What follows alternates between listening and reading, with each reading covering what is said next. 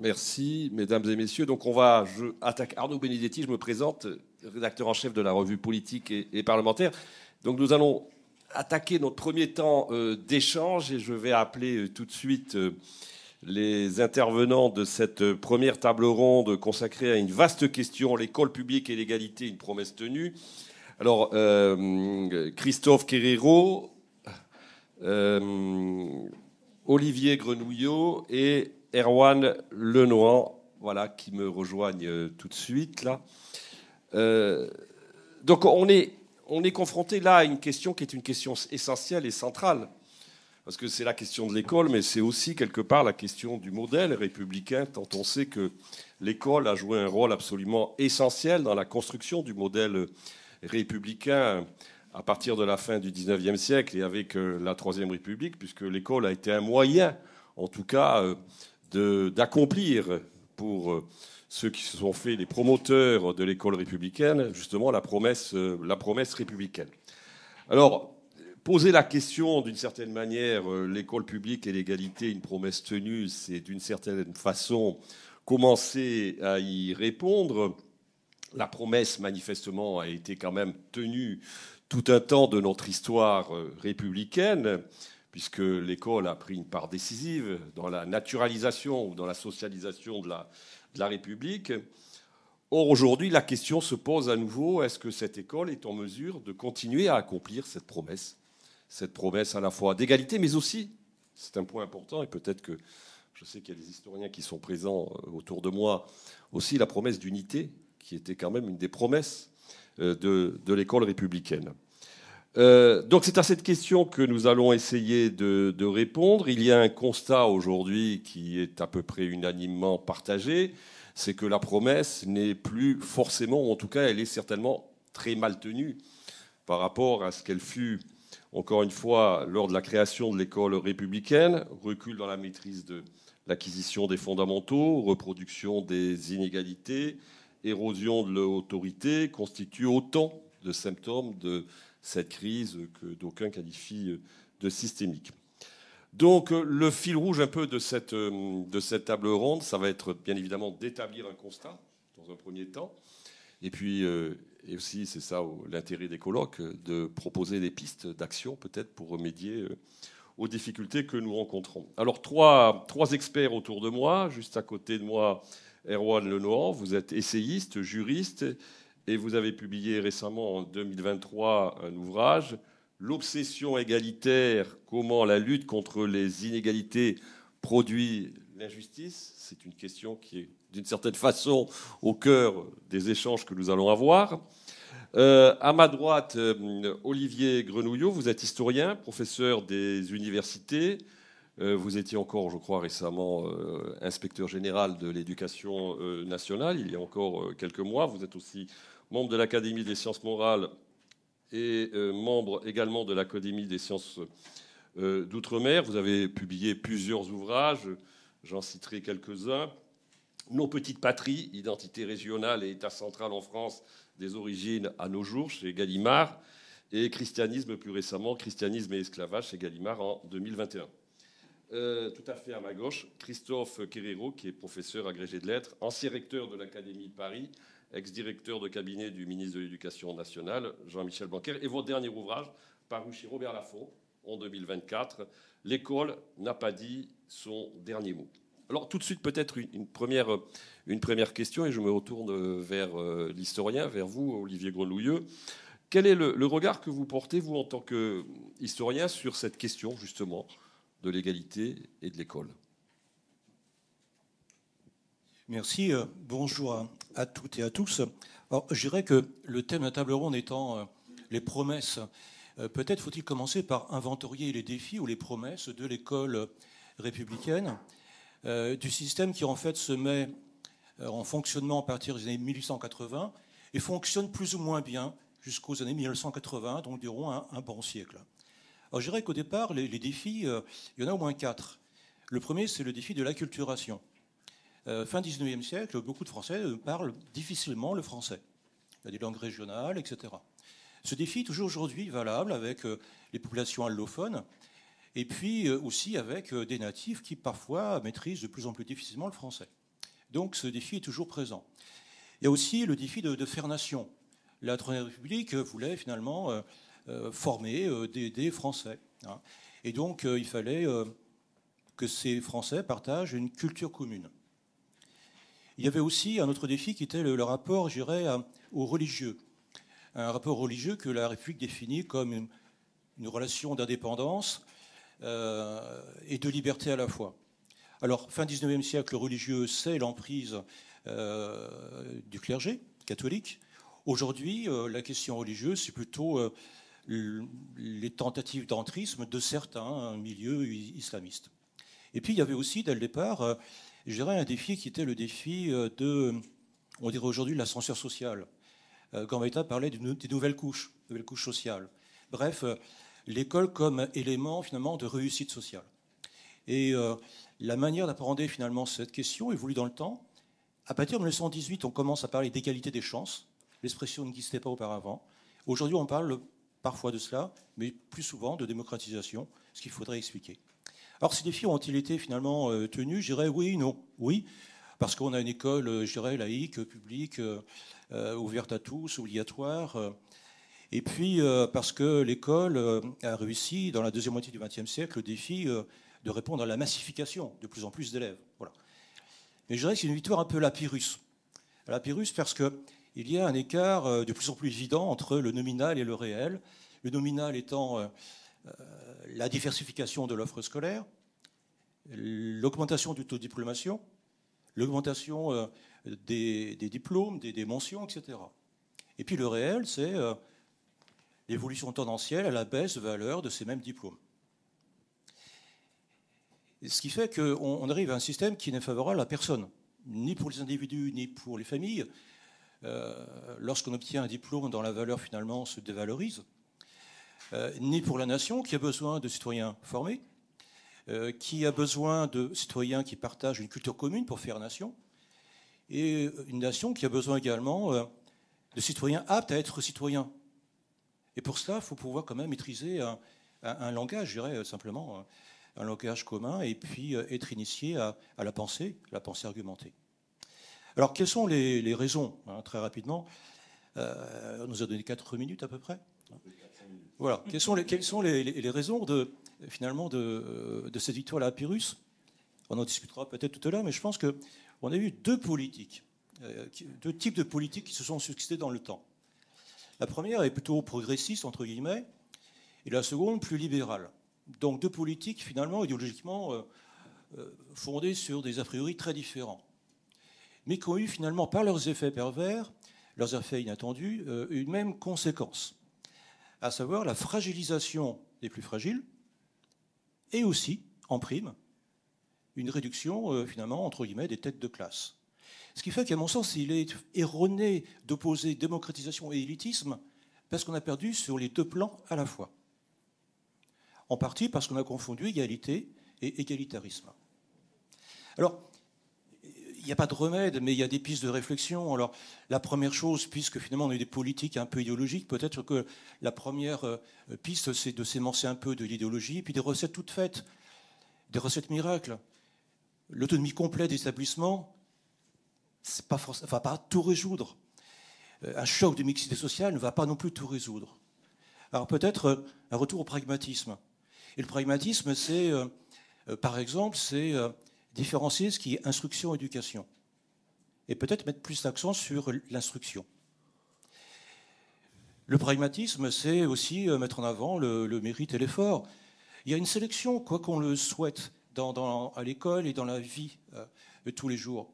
Autant que cette sélection soit finalement s'opère en fonction de critères transparents et honnêtes en fonction du travail, du mérite de chacun, plutôt qu'en fonction de critères opaques et finalement plus discriminants. Et puis, autre exemple de pragmatisme, c'est qu'il faut plus de liberté. Plus de liberté pour les professeurs, pour les établissements. Mais je dirais que plus on donne de liberté finalement à la périphérie, plus il faut qu'au centre, il y ait aussi un pilotage fort, stratégique. Sinon, il n'y a plus d'éducation nationale et on accroît les inégalités territoriales. Puis enfin, piste de réflexion, Je dirais qu'il faudrait réussir à parler aux Français, un langage vrai. Non pas des éléments de langage, des choses qui font plaisir, mais essayer de faire partager un diagnostic pour que les Français puissent accepter ensuite, je dirais, des réformes nécessaires. Et ces réformes, elles ont besoin du temps long. Et pas d'éléments de langage non plus. Je dirais que avant de réformer quoi que ce soit, il faudrait essayer de reconstituer le tableau d'ensemble, le système éducatif, voir sur quel point on peut agir, penser finalement que si on agit ici ou là, il peut y avoir des effets indirects auxquels on n'a pas pensé au départ. Bref, un travail de longue haleine. Mais je pense que ce travail est nécessaire. Merci. Alors, je me tourne vers vous, Christophe Querero. Juste, est-ce que vous partagez déjà ce constat, d'abord sur l'histoire, c'est-à-dire d'une victoire à la Pyrrhus, et aujourd'hui où la critique, finalement, du système scolaire français n'a jamais peut-être été aussi aiguë, considérant que le modèle, de toute façon, s'est grippé, qu'est-ce que nous pouvons faire, justement, pour, d'une certaine manière, relancer un modèle qui permette de répondre à cette promesse qui est la promesse républicaine? Oui, merci. Je vais d'abord rebondir sur ce que disait Olivier Grenouillot. Le temps long de l'éducation, il ne faut jamais le perdre de vue, et c'est une des complexités pour nos politiques, particulièrement dans le temps de l'immédiateté, que de s'inscrire là-dedans. Mais l'école a fait des choses immenses. Il ne faut tout de même jamais l'oublier. Et entre le début, on va dire, de la scolarité obligatoire qu'on peut faire remonter à l'ordonnance royale de 1698, d'une certaine façon, avec la volonté de Louis XIV d'imposer dans chaque paroisse des écoles, où il y avait 20% de gens alphabétisés, à aujourd'hui, où on en a 95%, on voit quand même le chemin immense. Et ce chemin, d'abord vers une école du peuple, qui est celui du 19e siècle, puis vers la démocratisation, on ne peut pas dire qu'on soit aujourd'hui à son terme, parce que c'est en décennies, voire en lustres, voire en siècles, que l'on peut regarder les choses et avoir le recul nécessaire de l'histoire. Alors, une fois ce préambule établi, il faut, avec lucidité, regarder les choses, et cela, on les partagera. L'école de la République, elle ne donne pas les résultats attendus. Et cela, il suffit de regarder les différentes évaluations internationales, PISA, Pearl, STEAMS. En gros, on estime qu'en 30 ans, nos enfants ont perdu 1 an de scolarité. C'est-à-dire qu'un élève d'il y a 30 ans, en 4e, il est aujourd'hui à le même niveau en 5e. Donc ça, c'est évidemment quelque chose de très inquiétant. C'est lié sans doute à l'histoire de la pédagogie en France et au fait qu'il y a eu de la confusion dans la pédagogie autour des années 60 et 70. En gros, le modèle de l'école qui avait permis au peuple de s'affranchir d'une certaine façon de l'ignorance, et qui était fondé sur des méthodes très costauds et une formation de nos instituteurs en école normale, il s'est un peu affaibli au moment où on a ouvert le collège à tous. Autre promesse qui est en panne, c'est bien entendu la promesse d'égalité des chances. C'est un lieu commun, mais il faut le rappeler. Nous sommes, en France, le pays qui avons la corrélation record entre l'origine sociale et les résultats. Et ça fait quand même partie des choses qu'il faut rappeler. Les étudiants des catégories les plus favorisées représentent 23% de la jeunesse, mais ils sont 64% dans les grandes écoles. Et de l'autre côté du spectre, les jeunes de milieux défavorisés, qui représentent 36% de la jeunesse, ne sont que 5% dans les grandes écoles. Et la France, qui est un pays de l'égalité, qui est une passion française, est un pays en panne aussi, puisqu'il faut 6 générations désormais pour atteindre le revenu moyen. Ces inégalités liées à l'origine sociale, elles sont renforcées par des inégalités géographiques extrêmement puissantes. les jeunes parisiens, c'est 2,5% des élèves français, mais c'est le tiers des effectifs à l'IX, à l'ENS et à HEC. La moitié des effectifs de ces grandes écoles vient de 8% des lycées français et 50% des lycées n'envoient aucun élève dans les grandes écoles. On prend l'agrégation d'histoire, c'est quand même assez intéressant de noter qu'en 2024, 73 admis viennent d'Île-de-France et seulement 29 admis viennent d'autres académies. Donc la France aujourd'hui, c'est un peu dis-moi où tu es né et de quelle origine tu es, et je te dirai ce que tu deviendras. Il y a donc un enjeu très puissant de cohésion nationale. Et quelles sont les pistes pour en sortir? Je pense qu'il y a désormais un paradoxe du système français. Le système français, il a été conçu pour les forts en maths et les forts en thèmes. C'est indéniable.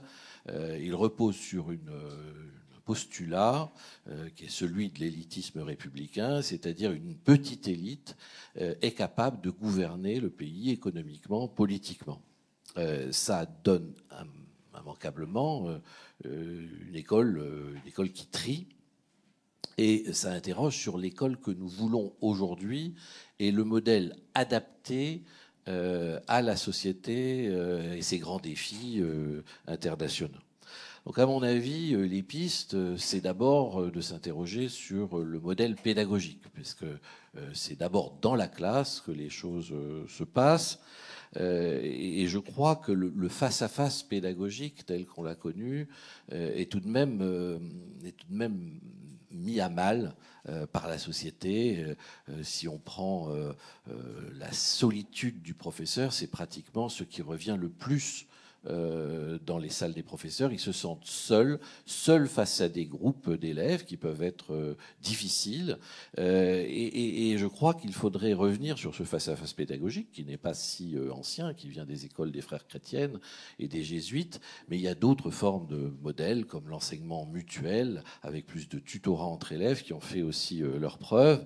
Et je crois que côté élève, il faudrait des parcours plus individualisés, et côté professeur, il faudrait à contrario des formes plus collectives. On a besoin de collectifs pour répondre aux grands défis.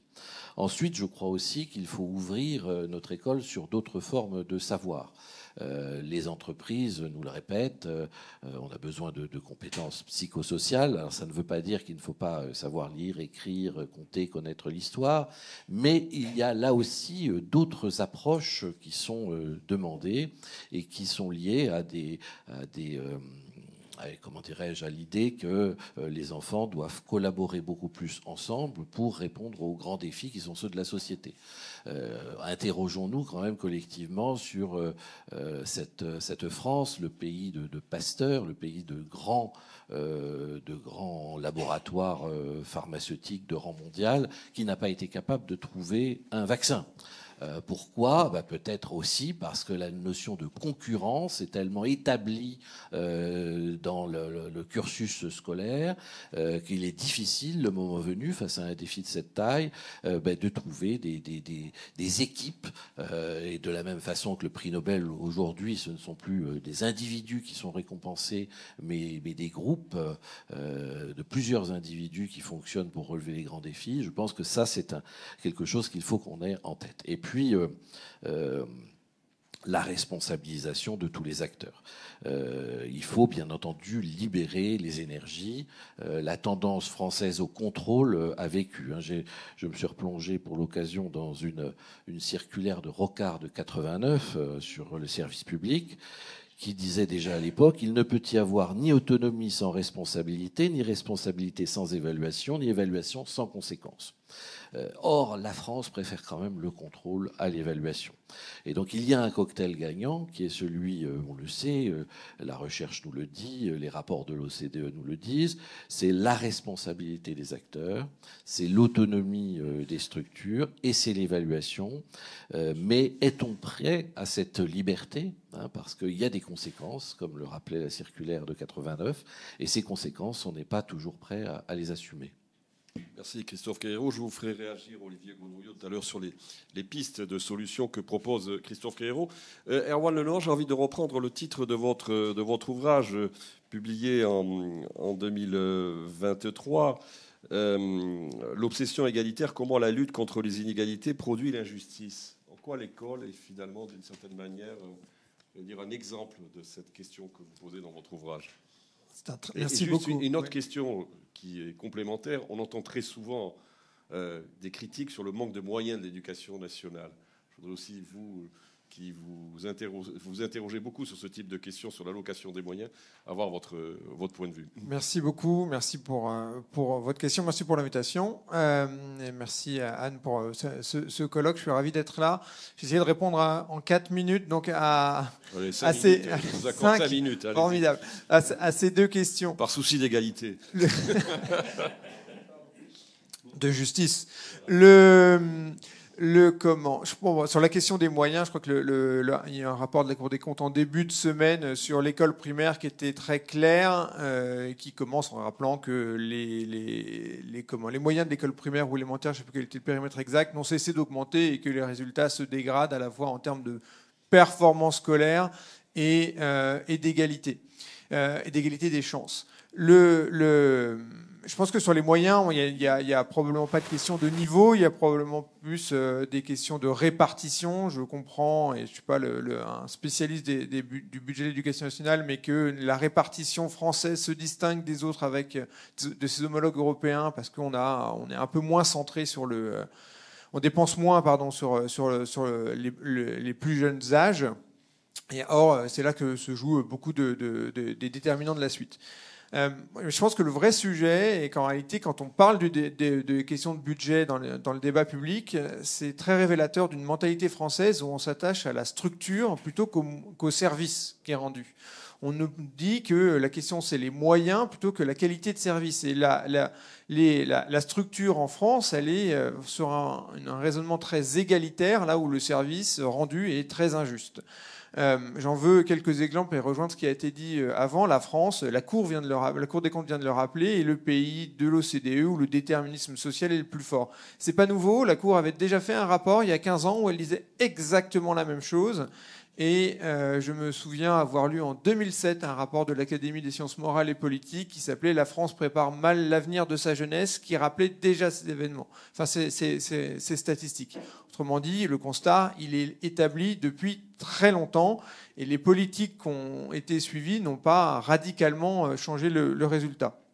On a un pays qui est déterministe, vous le disiez, en matière scolaire. Le déterminisme, il est géographique, vous le citiez.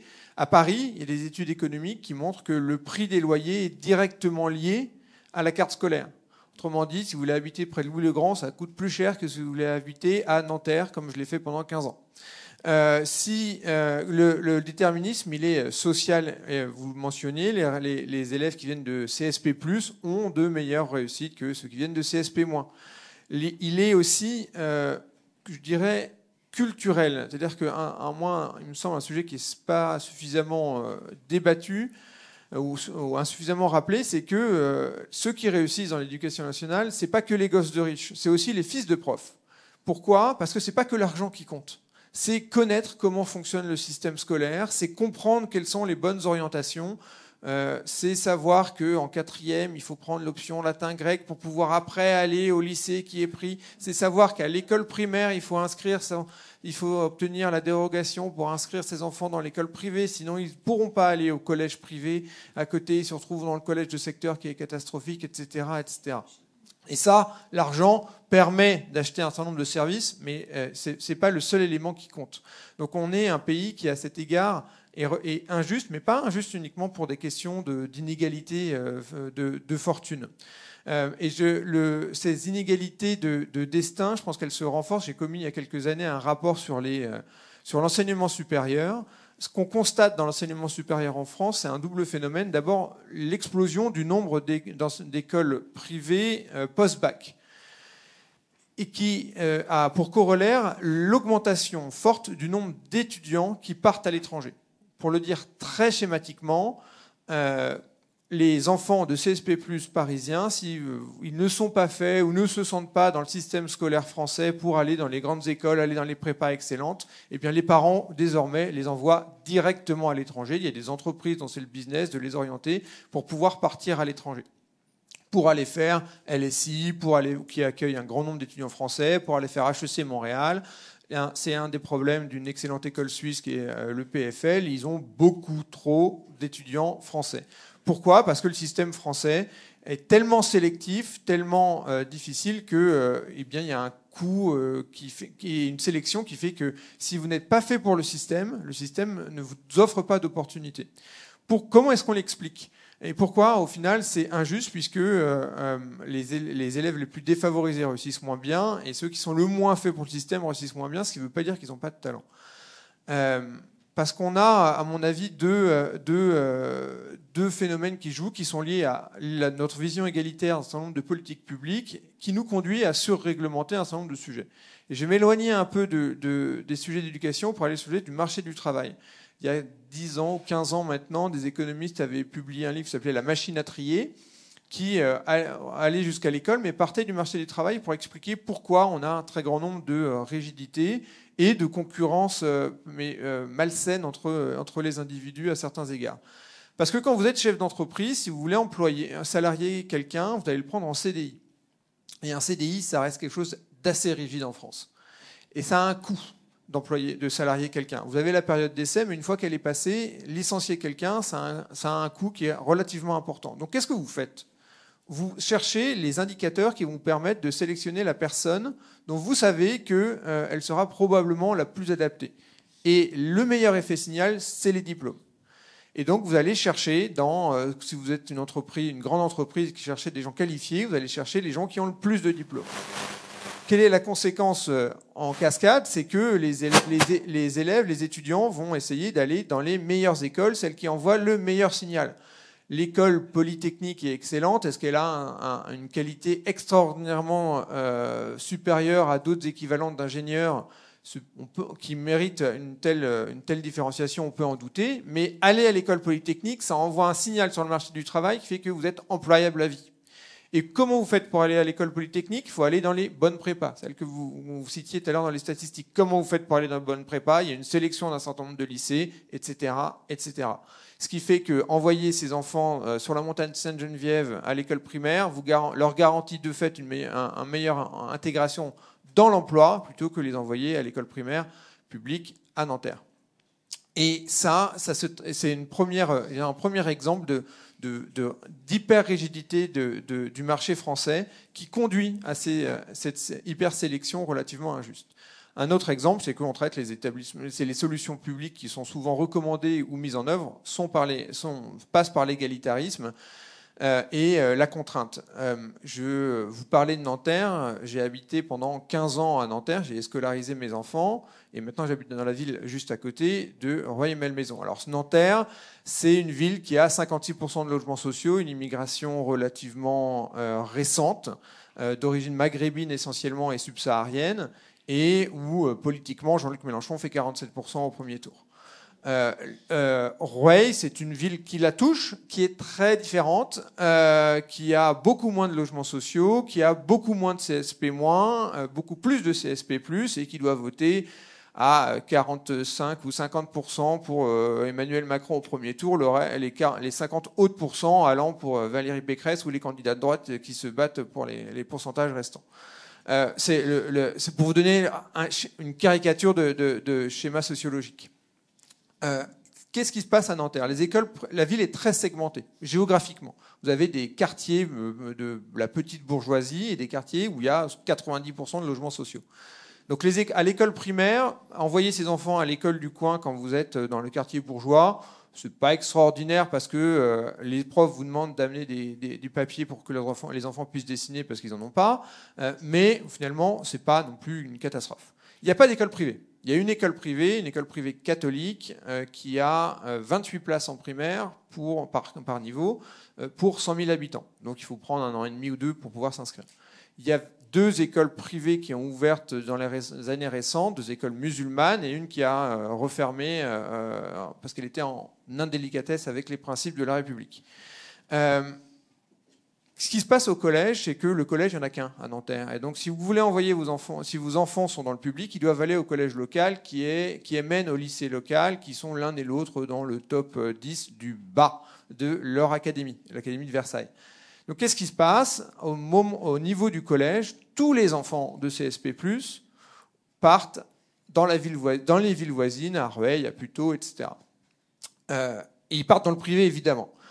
Et quand je dis CSP+, à Nanterre, ce sont beaucoup des provinciaux diplômés ou des immigrés italiens, portugais, etc. On n'est pas dans le 5e arrondissement.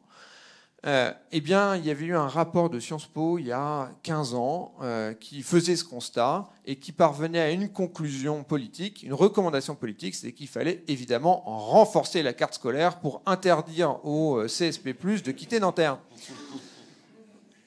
Ce qui est une illustration de la façon dont raisonnent un certain nombre de chercheurs et dont ont raisonné un certain nombre de politiques publiques, c'est cet égalitarisme absolu qui fait que si elle était mise en œuvre, en réalité, on trouverait des dérogations pour en sortir, mais qui fait fi de la réalité de ce que sont les établissements, ce qui fait fi de la réalité de ce que sont les performances des élèves et les envies des familles. Parce que les familles de CSP+, qui envoient leurs enfants à Rueil, ce n'est pas des méchants qui cherchent nécessairement à fuir les pauvres. Ce sont des gens qui veulent assurer le meilleur avenir à leurs enfants. Et l'école publique, dans une ville comme celle-là, ne le permet pas. Donc, pour conclure sur les solutions, moi, je crois qu'il faut, plutôt que la rigidification, il faut plus de concurrence, il faut plus de liberté scolaire.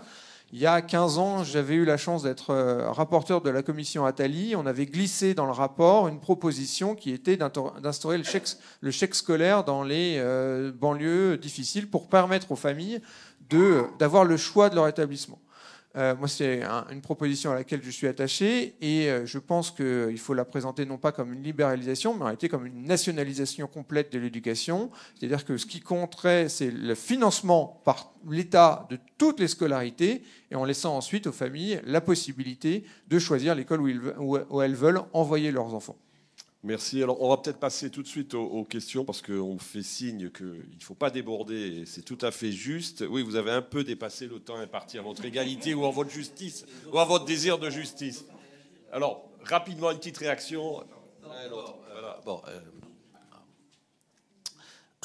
nous investissons 30% de plus que nos voisins sur le lycée et 10% de moins sur l'école élémentaire. Il y a eu des efforts depuis une dizaine d'années, mais on n'y est pas. Et tout le monde comprendra, puisque toute la recherche nous le dit, que c'est en agissant sur les 2000 premiers jours qu'on peut avoir un espoir de réduire les écarts, des écarts qui sont liés au fait que dans certaines familles, un enfant, en arrivant à l'école maternelle, il maîtrise 400-500 mots, mais que quand on est dans une famille favorisée, on en maîtrise presque 2000. Or, il est impossible d'entrer dans la lecture à 400 mots. Donc ça, c'est un des premiers champs. Si on n'investit pas massivement là-dessus, c'est-à-dire il y a des initiatives, mais si on ne fait pas en sorte que dans les classes populaires, les enfants aient le même niveau de vocabulaire, ils n'entreront pas dans la lecture, etc. Donc il faut quand même inverser le prisme de l'investissement. Deuxième chose, quel pays nous voulons? Est-ce que nous voulons des ghettos de riches et des ghettos de pauvres? Voilà.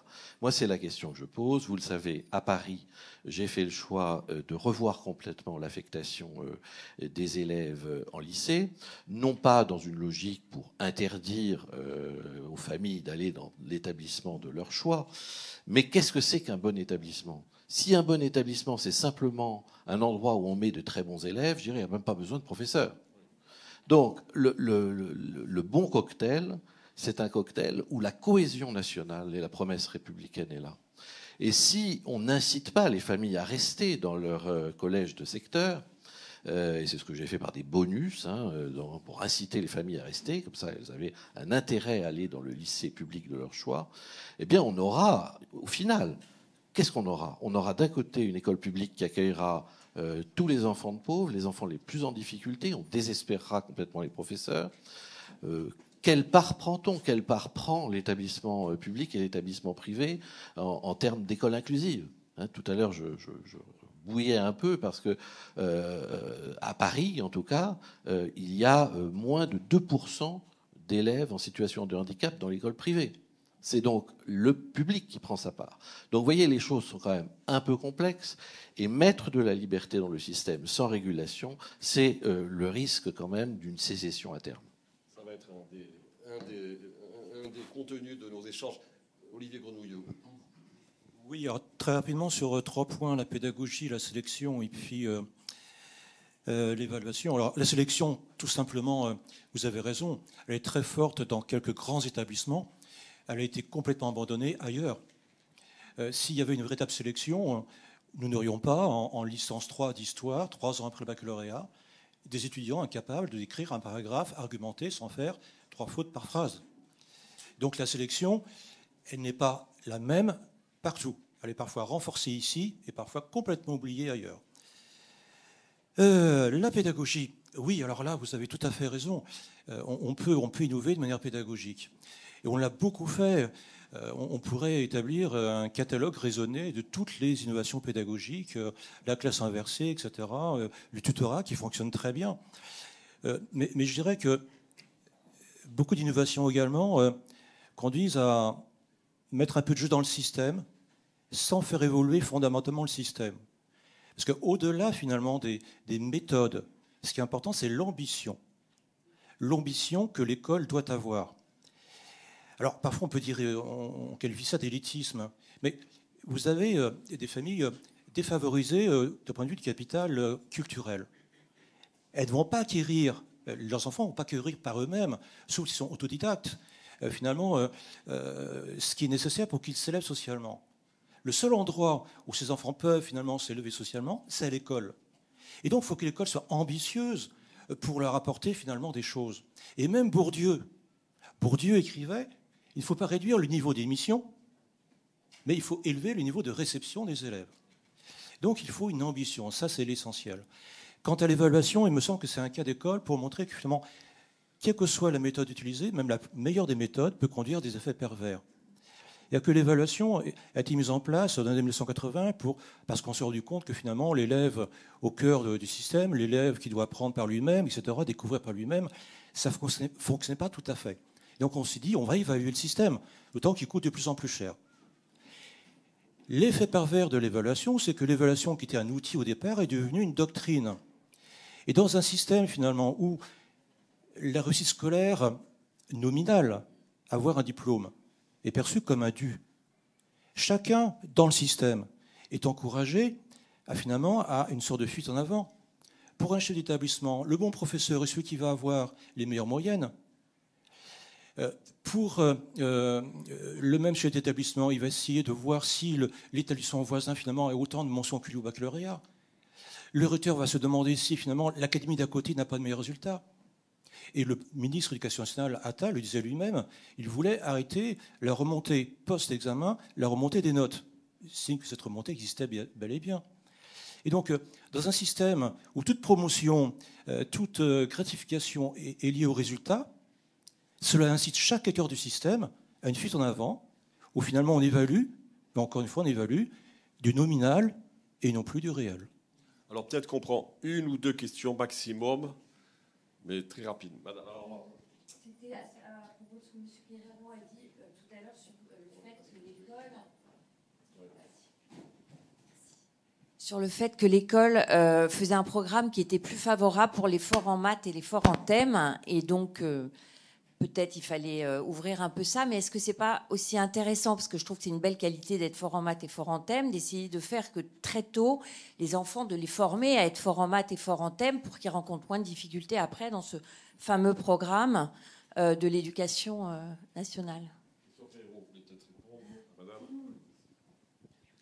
Non, mais il faut des forts en maths et des forts en thèmes, mais le système, en fait, il n'est là que pour sélectionner. Vous voyez, on avait essayé de faire en sorte que les enfants au lycée ne soient pas obligés d'aller toujours avec le bac, on va dire le bac C, S, pour faire médecine ou pour faire Sciences Po.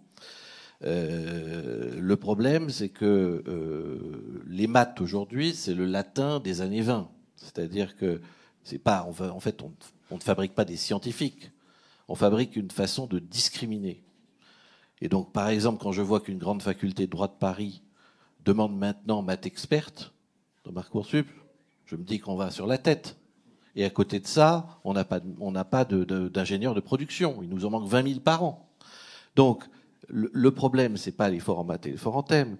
C'est pourquoi on a des forts en maths et des forts en thèmes. Si c'est un élément pour trier, eh bien, on finit par avoir une élite de plus en plus étroite. Hein, vous le rappeliez, chers collègues, on n'a plus que 3% de très bons élèves. 9% à l'échelle de l'Union européenne, 50% à Singapour. Donc, l'idée d'élever le niveau, c'est possible, mais il faut s'en donner les moyens. Il ne faut pas être dans cette logique de la France de l'ingénieur Bertin, où on essaye de repérer une toute petite élite. Il finit par être une tête d'épingle. Et finalement, on en a des élites qui ne sont pas agiles, qui ne sont pas forcément concurrentielles sur le marché international, je l'ai vu, et qui ne sont pas capables non plus de vivre en société. Donc il faut revoir ces choses-là à l'aune de ce qui est attendu, et ça, il faut une réflexion collective, et les échéances électorales nous le permettent. Qu'est-ce qu'on veut? Qu'est-ce qu'on attend? Qu'est-ce que c'est qu'un socle commun? Qu'est-ce qu'il faut aujourd'hui pour répondre aux grands défis climatiques, économiques, géostratégiques? Voilà, c'est ça qui est en... Mais aujourd'hui, quand on parle des maths, en fait, on en parle comme, revoyez ce qu'on disait dans les années 20 sur le latin, c'est exactement la même chose. C'était pas l'amour des belles lettres, c'était la façon de sélectionner. Alors, peut-être une dernière question.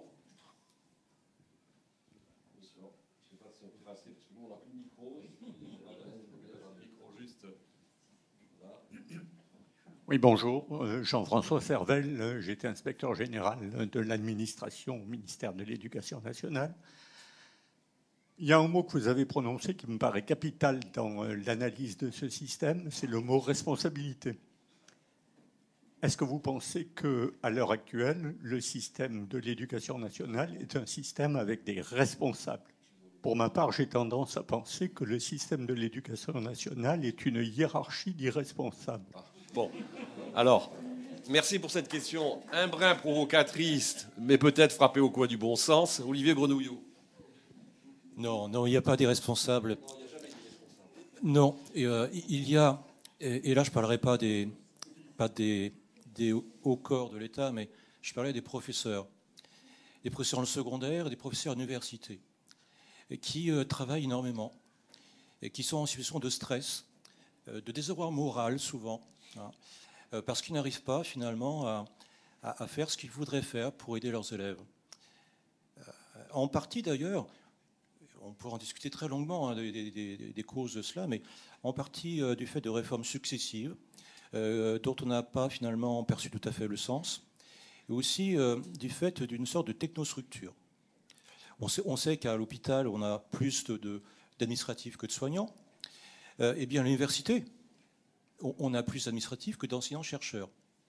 Et dans le même temps, ces maîtres universitaires ont un travail de plus en plus administratif. Ils n'ont même plus le temps de faire de la recherche et même plus le temps d'enseigner comme il le faut. Avec notamment des plateformes finalement de mise en ligne, de sélection, d'entrée à l'université, d'entrée au master, etc., qui donnent un temps considérable. Quand vous avez dans un master 15 places, vous avez 5000 candidats, avec un logiciel où il vous faut à peu près 3 minutes pour ouvrir le document. Vous n'avez même pas, si vous passez finalement 3 mois du matin au soir, le temps nécessaire finalement qu'on vous donne avant de donner votre réponse, vous n'avez pas le temps de voir tous les dossiers. Et beaucoup de professeurs se disent, mais comment on va, non pas sélectionner, non pas trier, mais comment on va essayer de repérer les meilleurs parce qu'on n'a que 15 postes. Voilà. Et donc, on n'a pas d'irresponsables. On a des personnes qui, si le système tient encore, c'est parce qu'on a beaucoup de personnel qui font tout ce qu'ils peuvent. Merci beaucoup. On peut vous applaudir. Et